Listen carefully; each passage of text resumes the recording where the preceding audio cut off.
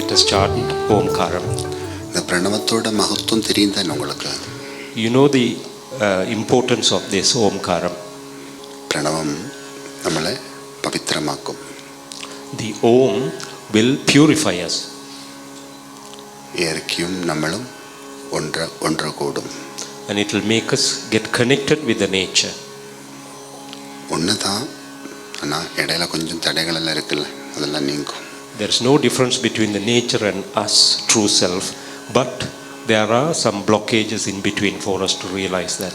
பிரணவ மந்திரம் பவித்திரமாக்கும், பிரசாதமாக்கும். And the Omkaram will make us pure, and then it will give us the blessing.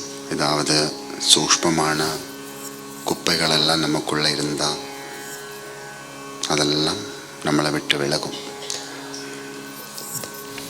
If there are unseen negativities within us which we do not even realize it, all that will be cleaned and cleared away.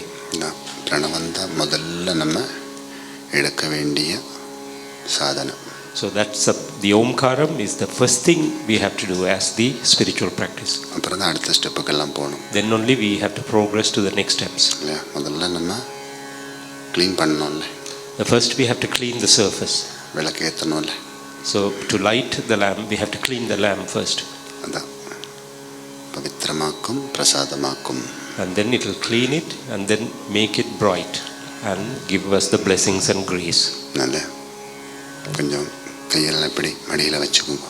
So keep the hands on your lap.